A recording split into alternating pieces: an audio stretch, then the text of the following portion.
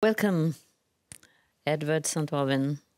It's a pleasure and it's an honor to have you here because I think the books are so well known now by the audience abroad, and now it is in Sweden as well. It will be even more. But it's a story, I think, from the beginning that you didn't expect to be so as a bestseller, sort of. It was more that you felt the need of writing. I was quite right not to expect it to be a bestseller for a very long time. I only had a few thousand readers throughout the... These books were first published in England and in France in the early 90s and nowhere else. And then with the fourth volume, Mother's Milk, which is now in this second volume of Bonnier's, there was a shortlisting for the Booker Prize and everything changed. But by then I'd been 14 years a completely obscure writer. But I think you've said that it was to die or to write. It was so important for you to write this story. I think what was important to me was to write a novel. I'd always wanted to write a novel. I tried to write one when I was 12 and got to page 40. And then through my 20s, I kept getting to page 40. It was like some sort of ceiling that I couldn't break through.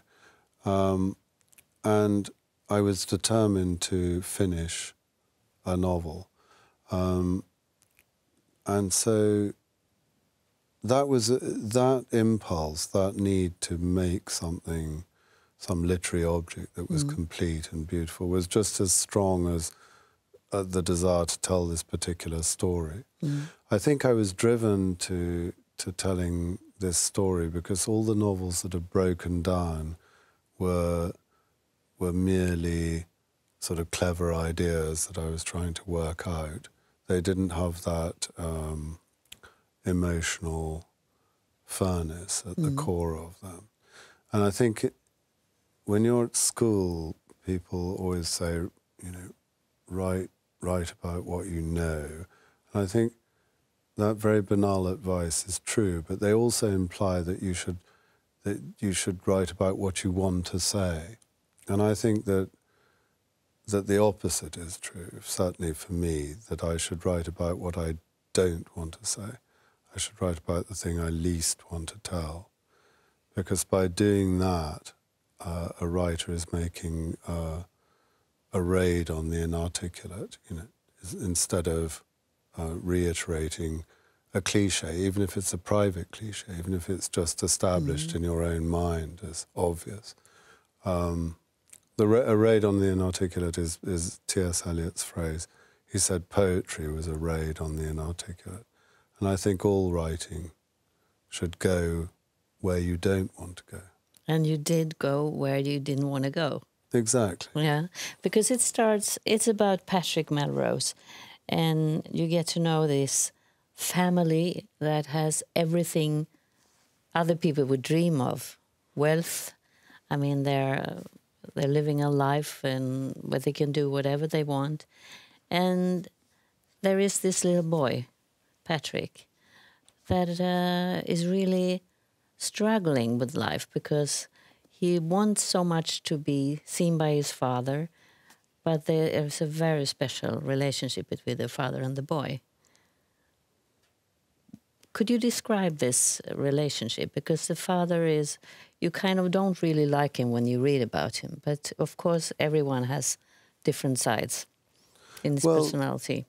The first volume, Nevermind, the first book, is really about Patrick as a 5-year-old, as you say, in this very beautiful hamlet, in this private hamlet in the south of France. As you say, things are superficially glamorous, but on the day on which the first book is set, and most of the books are set in a very compressed time frame, in one place, in one time. he's raped by his father. 5 years old. 5 years old, and then really the rest of the novels are the working out of the consequences of that act. First of all, directly in his relationship with his father, because Patrick in the next novel has turned into a heroin addict, an intravenous drug addict. So he's hurting himself in a way which is very similar to the way in which he was hurt by his father. He's perpetuating the damage. And his father's death is not a release. It just means that the war that he had with his father becomes internalized. It becomes a civil war. And then gradually he gathers some kind of freedom in the third volume. And those 3 books are collected in one volume here in Sweden. And they come to a kind of resolution. And I thought I'd finished with the story. But then the whole question of his mother's failure to protect him and of her own complicity in the situation, and other aspects of her world are dealt with in the second volume, the second Swedish volume. The consequences of being raped by the person that would be the nearest and protect you as a father should be. What would you say that has been? I think the consequences are described in the books. A violent fragmentation, a splitting of the world, really. Because it's such an unacceptable thing to happen that the person to whom it's happening goes into a kind of exile, a kind of disembodiment. Exile in what sense? A mental exile. Mental to sort exile. of just not From everyone. Not from your own body and from the possibility of trusting anybody. Yeah. So disembodiment, paranoia, self-destructiveness. I mean, these are obvious consequences. Identification with the aggressor is a famous one, whereby a bit like Stockholm syndrome, you know, whereby you start to behave like the person who's harming you in the hope that will appease them. That if you believe the same as them, if you turn out, you know, to would you describe it as a love and hate relationship? No, I don't think there's Adoption. any love involved in cruelty. I think there is there's something very tragic, which is I think that all children are programmed to continue to seek for the protection of the person who's actually exposing them to the most danger. You know? And there's I think it becomes very confusing when you try and copy the values of the person who's attacking you in the hope that they'll stop attacking you. And disentangling that mess is a very delicate piece of work. The consequences also is that Patrick is trying to punish himself, taking drugs, kind of doing even worse with himself during this. He's doing something very similar. He's sticking you know, sharp object into his body and injecting poison into himself, which is a symbolic repetition of the thing that he hated most. And at the same time, it gives him some mental relief. You know? How would you describe that relief when it's hurting yourself so much? Well, the act is the symbolic self-destructive repetition, but the drug brings the peace of mind, which can't be procured any other way. Mm. It's a lot about you in these books. Mm.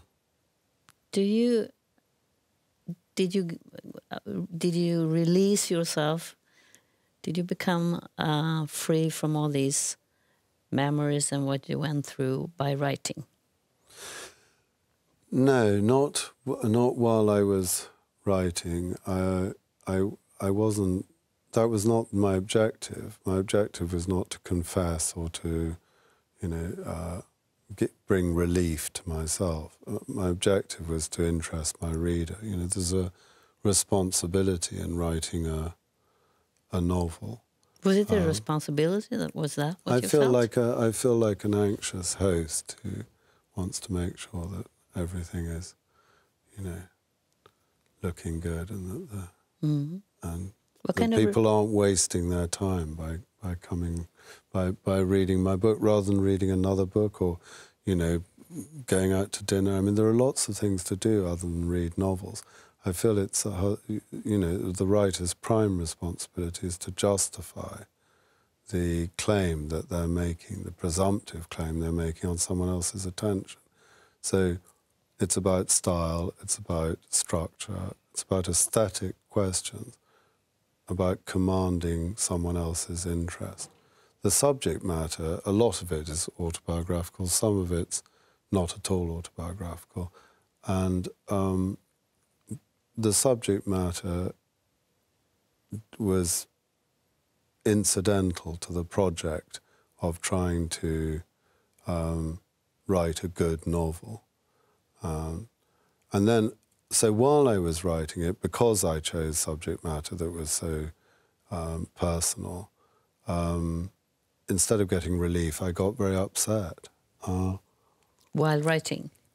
While writing, I got upset, and then I knew I had to do another one, and I got upset again, But it's true that having done all 5, I now feel great, yeah. You feel great now? But that's that took me 22 years of writing. I didn't feel great until they were all over, and then I could step back and look at the whole vase, if you like. It was finished. But then it starts another, interesting thing. People read it and they want to talk to you, like I do now. What happens with you then, when you have to go through it again, go back to it and talk about it? Well, the whole flow of this project for me has been from experience and total confusion into some clarification with psychotherapy, reflection and so forth, and then transformation into what I hope are works of art, and then finishing the whole thing over a very long period and becoming really, I won't say indifferent, because I'm very moved by the idea of other people suffering at all, but especially in ways which I understand well. But a complete detachment. I don't think about the themes which are in these books any longer. I don't think about addiction, I don't think about abuse, I don't think about class, I don't think about any of these topics. They're not what's on my mind.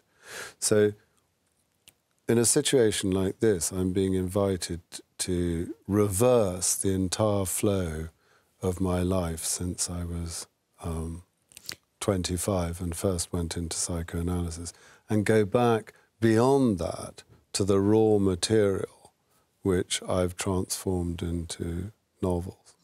And in a sense, it's quite strange.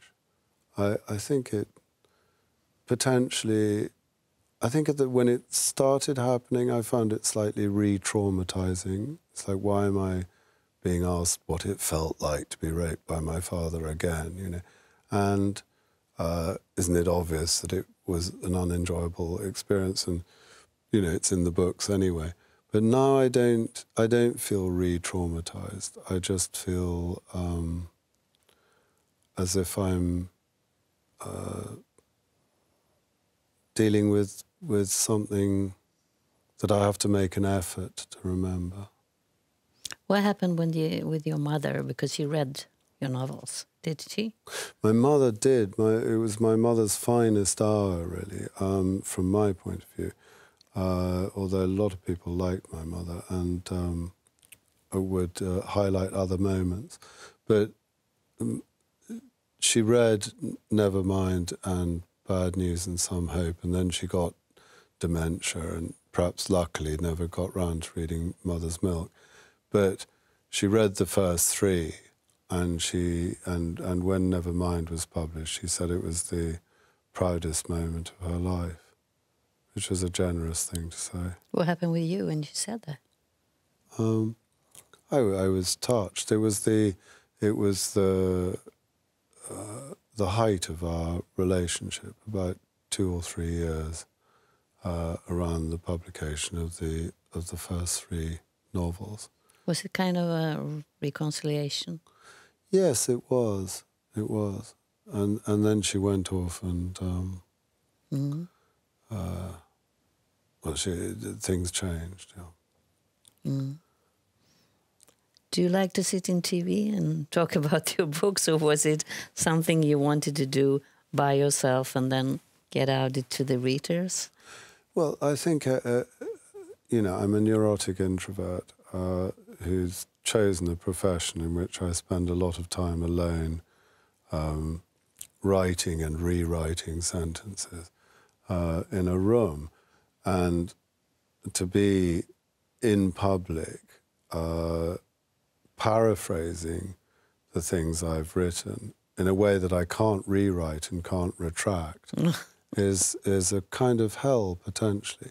But right now, I'm enjoying myself. I'm so glad that you came here and I got the chance to hear you, because your books are important, I think, because you're not the only one that go through these things that you're writing about. That's really, apart from the literary dimension, the thing that's most important to me has been that getting letters, and communications from people whose lives have been changed because something similar has happened to them, and they were their isolation and their shame was relieved by reading about similar experiences. So I think that has nothing to do with literature, but these books have done that, and other books have done that. And I'm very happy because when I started Nevermind in 1988, there was no talk of this kind of thing in public at all. It was a very bizarre project, the incest taboo was very strong, especially between a father and a son, a young son, So it was a very, very difficult subject to broach. And now it's completely part of the conversation of our culture, and it must be much easier for people to break silence. Thank you. Thank for breaking the silence here also. Thank you so much. Thank you.